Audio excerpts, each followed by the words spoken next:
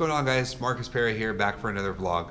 Alright, so you've already seen what my workouts look like, the types of muscle groups that I like to pair together, and how many calories I typically burn on average after a workout. So what I want to dedicate this vlog to is the question I get asked 9 times out of 10, and that is, what do I eat? I get that question asked all the time, and it's really difficult for me to answer that question because, in my opinion, if I tell you what to eat and you stick to that, you'll get to your goal, guaranteed, without a problem.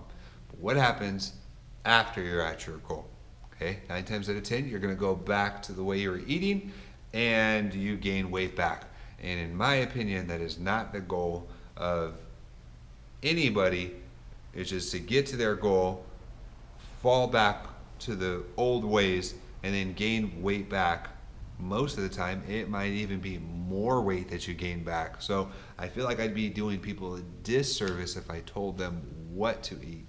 Now, I don't mind recommending better types of protein, better types of carbohydrates, better types of fat, excuse me, but specifically what to eat is difficult because at the end of the day, again, I think I'm hindering you if I tell you specifically what to eat.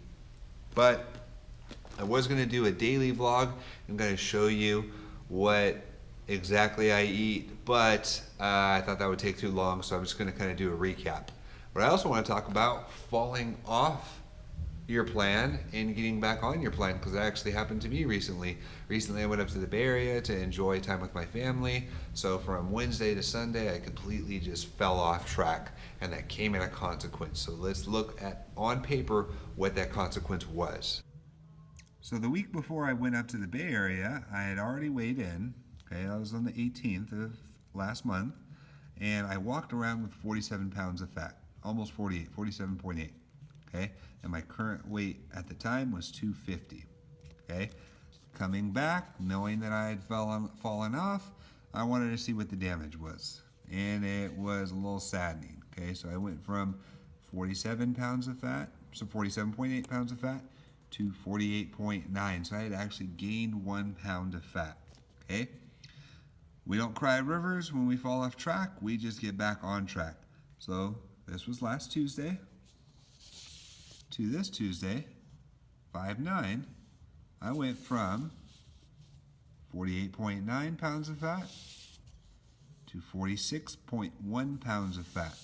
So that was a weight loss of 2.8 pounds of fat. So 2.8 pounds of fat loss, let's just round up and call it 3. Excuse me, so 3 pounds of fat in a week. Now, how did I do that, you're probably wondering, okay? Now again, that is just consistently staying within a macronutrient parameter. I don't restrict myself from what I eat, because I eat anything and everything that you probably like to eat too. I just restrict myself to the amount of food.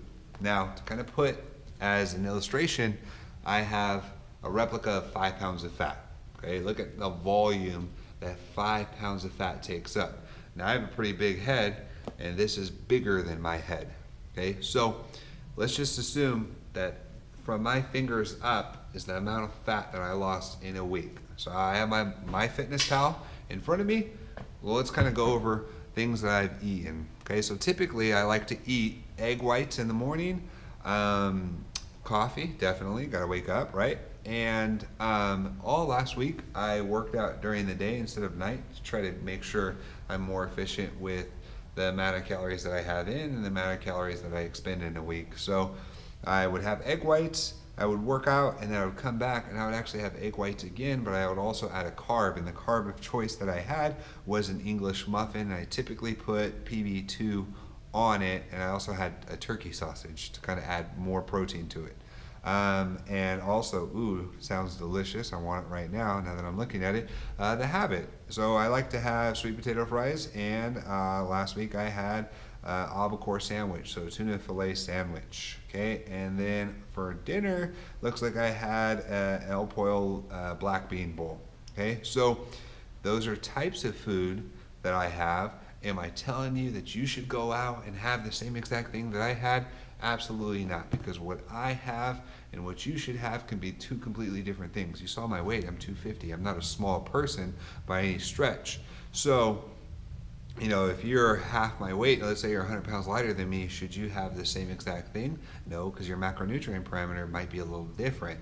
So you might also be asking yourself, well, how do I figure out my macronutrient parameter?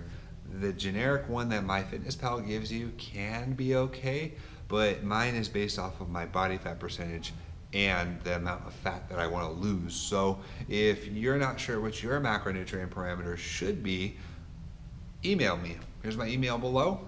Email me, I don't mind helping you out, because at the end of the day, if I can help you so you don't run into what I heard today, and I want to talk about that right now, that would be awesome. So as I was getting this weigh-in that you just saw, another customer came into NutriShop, and this poor thing, it really broke my heart to kind of hear what she was telling the person helping her out behind the counter. She was mentioning that her goal was weight loss, and she said she had tried everything. She said she had gone no carbs. She had said she recently tried the cabbage soup diet. Now, I have no idea what the hell the cabbage soup diet is, but it sounds absolutely awful. Okay?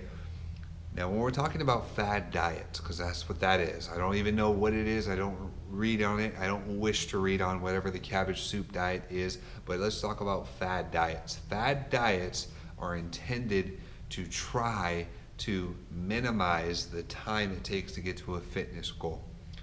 Now, even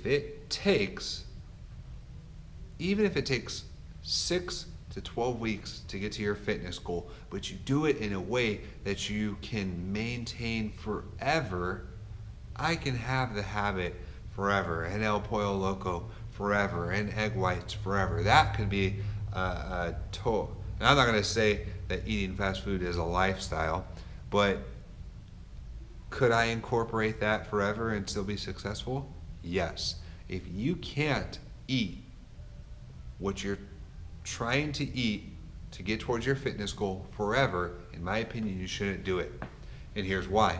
Because if you're following restrictive amounts of food, right? If you're restricting the types of food that you're eating just to get to a fitness goal, and you get to your fitness goal, and you go back to the way you're eating, you did yourself no justice, because 9 times out of 10, in my opinion, you're going to gain some of the weight back, all of the weight back, maybe even more of the weight back.